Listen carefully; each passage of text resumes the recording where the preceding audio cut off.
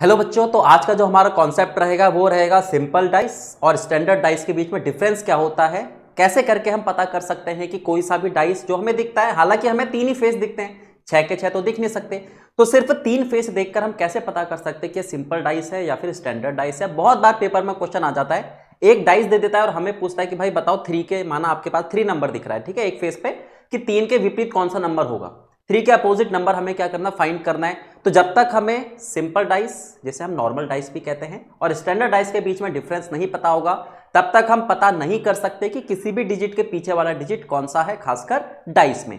तो चलिए सबसे पहले हम समझते हैं कि सिंपल डाइस किसे कहते हैं। एक सबसे पहले बिल्कुल बेसिक सी चीज है कि जो हमारे पास डाइस होता है उसके हम एक बार में सिर्फ 3 ही फेस देख सकते हैं, बाकी के जो अपोजिट होते हैं वो क्या होते हैं, छुपे हुए होते हैं। चाहे आप किसी भी एंगल से देख लीजिए, आपको 3 ही दिखेंगे, ठीक है, मैक्सिमम आप 3 देख सकते हो। उसके अलावा बाकी के जो 3 होते हैं, टोटल 6 फेस होते हैं, 3 क्या होते हैं, छुपे हुए होते हैं। अब नंबर लिखे हुए होते हैं इस तरीके से। हम यहां पर बात कर रहे हैं नॉर्मल डाइस की, जिसे सिंपल डाइस भी कहा जाता है। सबसे पहले इसकी बेसिक को समझ लेते हैं, उसके बाद हम बात करेंगे स्टैंडर्ड डाइस की, ठीक है। स्टैंडर्ड डाइस यानी जिसको हम हिंदी में क्या कहते हैं, मानक पासा कहते हैं। ज्यादातर जो क्वेश्चन है वो स्टैंडर्ड डाइस के ही पूछे जाते हैं, सिंपल या नॉर्मल डाइस को हम साधारण पासा कहते हैं, ठीक है। चलो, तो सबसे पहले हम ये देखते हैं कि जो हमें 3 फेस दिख रहे हैं उसमें किसी भी 2 डिजिट्स का टोटल 7 है या नहीं है। यही डिफरेंस है सिंपल में और किसमें, स्टैंडर्ड में। तो ध्यान रखना, यहां पर कोई से भी 2 फेस अगर आपको दिख रहे हैं, उसका टोटल अगर 7 आ रहा है, 2 फेस में जो भी संख्या दिख रही है उसका टोटल अगर 7 आ रहा है, तो वो क्या है, एक नॉर्मल डाइस है, ठीक है। तो मेरे को यहां पर दिख गया 3 और 4, जैसे मैंने देखा 3 और 2 5, 7 नहीं आ रहा है, 4 और 2 6, 7 नहीं आ रहा है, लेकिन किसी भी दो का टोटल अगर 7 आ गया तो वो जो आपको डाइस दिख रहा है वो क्या होता है, नॉर्मल डाइस होता है। अब लेकिन पेपर में पहचानने के लिए नहीं आता। कहीं आप सोच रहे हो पेपर में क्वेश्चन आएगा बताओ कि नॉर्मल डाइस है या नहीं है, पेपर में 4 ऑप्शन आते हैं भाई, 2 थोड़े ना देगा हाँ या ना, इस तरीके से थोड़े ना। वो पूछता है कि जो आपको नंबर दिख रहा है उसका अपोजिट बता दो। माना हमसे क्या पूछ लेगा, 2 का अपोजिट पूछ लेगा, ठीक है। तो यहां पर हमने ध्यान देना है कि जो हमारे पास एडजेसेंट यानी एक दूसरे से जुड़े हुए 2 फेस हैं उसका टोटल 7 है, तो वो क्या है, नॉर्मल डाइस है। तो यहां पर जो आपके पास अपोजिट होते हैं अपोजिट फेस का टोटल कभी भी 7 नहीं होगा, ये चीज हम लोगों ने ध्यान रखनी है, ठीक है। तो नॉर्मल डाइस में क्या होता है कि जो आपको फेस दिख रहे हैं एडजेसेंट है ना, जिसको हिंदी में कहते हैं संलग्न, ठीक है। संलग्न मतलब एक दूसरे से जुड़े हुए, उनका टोटल 7 होता है, लेकिन अपोजिट जो उसके नंबर होगा वो कभी भी ऐसा नंबर नहीं होगा जो उसका टोटल 7 बना दे। तो अब यहां पर क्वेश्चन कैसे बनता है, वो बोलेगा 2 का अपोजिट बता दो, वो बोलेगा 3 का अपोजिट बता दो, या फिर वो बोलेगा 4 का अपोजिट बता दो। तो ध्यान रखना, नॉर्मल डाइस में कभी भी एग्जैक्ट नंबर आप पता कर ही नहीं सकते कि इसके अपोजिट क्या होगा। एग्जैक्ट नंबर हमेशा किससे पता चलता है, स्टैंडर्ड डाइस से, ठीक है। तो पहले मैं आपको यहां तक जो मैंने प्रॉपर्टी बताई है नॉर्मल डाइस की, सेम वैसी प्रॉपर्टी मैं आपको स्टैंडर्ड डाइस की भी बताता हूं।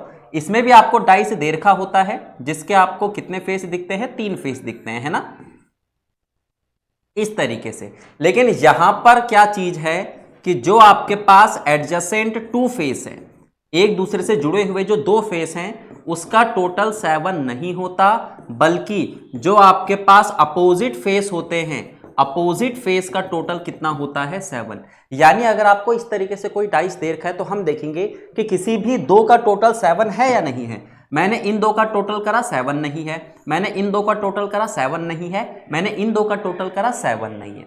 तो ये आपका एक स्टैंडर्ड डाइस है। स्टैंडर्ड डाइस की खास बात क्या है कि अपोजिट जो नंबर होगा वो हमेशा ऐसा नंबर होगा जो अपने अपोजिट वाले का टोटल 7 कर दे। जैसे यहां पर पूछ लेगा 3 का अपोजिट क्या है, 2 का अपोजिट क्या है, 1 का अपोजिट क्या है। मैक्सिमम क्वेश्चन जो बनते हैं वो स्टैंडर्ड डाइस से ही बनते हैं, ठीक है। अगर वो हमसे पूछता 3 का अपोजिट क्या है, तो स्टैंडर्ड डाइस की प्रॉपर्टी क्या है कि अपोजिट में हमेशा ऐसा नंबर आएगा जो टोटल 7 बना दे। तो 3 के अपोजिट क्या होगा, 4। अच्छा, वैसे एक चीज और देखो, सबसे पहले मुझे 4 नहीं दिख रहा है ना, मुझे 5 नहीं दिख रहा है, मेरे को 6 नहीं दिख रहा है, तो ये 3 नंबर हैं जो इन तीनों नंबरों के पीछे आ सकते हैं। स्टैंडर्ड डाइस में एग्जैक्ट पता चल जाता है। 3 का अपोजिट ऐसा नंबर लिखेंगे जो टोटल कितना बना दे, 7 बना दे, तो 3 का अपोजिट 4 होगा। 2 के अपोजिट ऐसे नंबर लिखेंगे जो टोटल 7 बना दे तो कितना होगा, 5 होगा। और 1 का अपोजिट कितना हो जाएगा आपके पास, 6। स्टैंडर्ड डाइस में हम एग्जैक्ट बता सकते हैं, लेकिन नॉर्मल डाइस में नहीं बता सकते, क्योंकि नॉर्मल डाइस कहता है कि अपोजिट में आप कभी भी ऐसा नंबर नहीं लोगे जो टोटल 7 बना दे। यहां पर हमें क्या क्या नहीं दिख रहा है, 1 नहीं दिख रहा है, 5 नहीं दिख रहा है और 6 नहीं दिख रहा है। तो अगर वो बोले 3 का अपोजिट क्या है, तो 3 का अपोजिट 1 भी हो सकता है, क्योंकि 3 और 1 जोड़कर 4 बनाएगा। 7 नहीं बनना चाहिए अपोजिट का, सामने वाले का तो बनेगा, यानी जो उससे जुड़ा हुआ है उसका तो 7 बनेगा, लेकिन अपोजिट का 7 नहीं बनेगा। 1 हो सकता है, 5 हो सकता है, क्योंकि 5 और 3 8 बन जाएगा, 6 हो सकता है। 4 का अपोजिट भी 1 हो सकता है, 5 हो सकता है, 6 हो सकता है। लेकिन जब 2 की बारी आएगी तो यहां पर छोटी सी चीज ध्यान रखना कि 2 का अपोजिट 1 तो हो सकता है, लेकिन 2 का अपोजिट 5 नहीं हो सकता।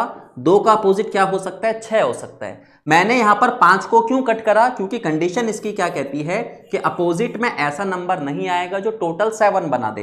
तो यहां पर मेरे को 2 दिख रहा है, ये एक नॉर्मल डाइस है, तो इसके अपोजिट में कभी भी 5 नहीं आएगा, क्योंकि अगर ये 5 आएगा तो ये नॉर्मल डाइस नहीं, ये किसकी प्रॉपर्टी को फॉलो करेगा, स्टैंडर्ड डाइस को। ठीक है, तो ये था हमारा डिफरेंस सिंपल में और किसमें, या नॉर्मल डाइस में और किसमें, स्टैंडर्ड डाइस में। अब इसके एक एक क्वेश्चन कर लेते हैं। जैसे सबसे पहले हमें एक डाइस दिखा, क्वेश्चन ऐसा ही आ जाता है डायरेक्ट, ठीक है, कि एक आपको डाइस दे देगा, कहीं पर भी नहीं लिखा होगा कि ये स्टैंडर्ड डाइस है या नॉर्मल डाइस है, वो हमें देख के पता करना है। हमने देखा कि एक डाइस मेरे को दे रखा है, तो मैं यहां पर क्या करूंगा, टोटल देखूंगा एडजेसेंट साइड्स का, 5 और 3 8, 3 और 1 4, कहीं पर भी टोटल 7 नहीं आ रहा है, तो इसका मतलब यह है स्टैंडर्ड डाइस। अब मैं इन तीनों डिजिट्स के अपोजिट डिजिट्स को पता कर सकता हूं।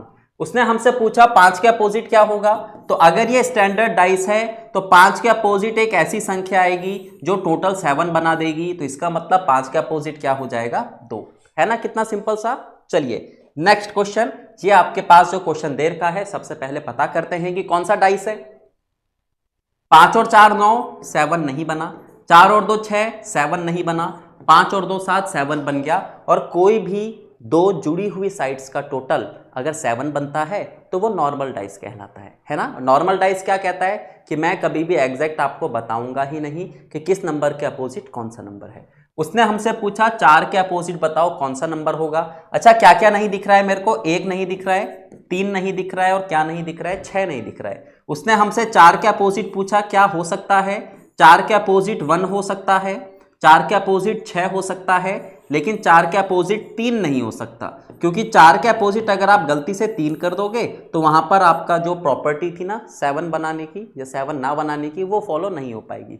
तो लोग, बच्चे जो होते हैं वो जल्दबाजी में इसको टिक लगा देते हैं कि जो नंबर नहीं दिख रहा है वही अपोजिट होगा, लेकिन थोड़ा सा आप लोगों ने सोचना है। 4 के अपोजिट 1 होगा और क्या होगा, 6। तो ये था बिल्कुल ही बेसिक सा पॉइंट हमारा नॉर्मल डाइस और स्टैंडर्ड डाइस को लेकर। ऐसे ही छोटे छोटे कॉन्सेप्ट, लेकिन पेपर के पॉइंट ऑफ व्यू से मोस्ट इंपॉर्टेंट क्वेश्चन कॉन्सेप्ट को समझने के लिए, जानने के लिए हमारे चैनल से जुड़िए, लाइक कीजिए और चैनल को सब्सक्राइब कीजिए, ताकि इस तरीके के जो छोटे छोटे कॉन्सेप्ट है ना उसको हम फटाफट से कवर कर सके, और पेपर में जब क्वेश्चन आए इसका तो वहां पर हम उसको 5-10 सेकंड में सॉल्व कर सके। तो बच्चों, मिलते हैं ऐसे ही किसी अगले कॉन्सेप्ट के साथ। Okay, thank you.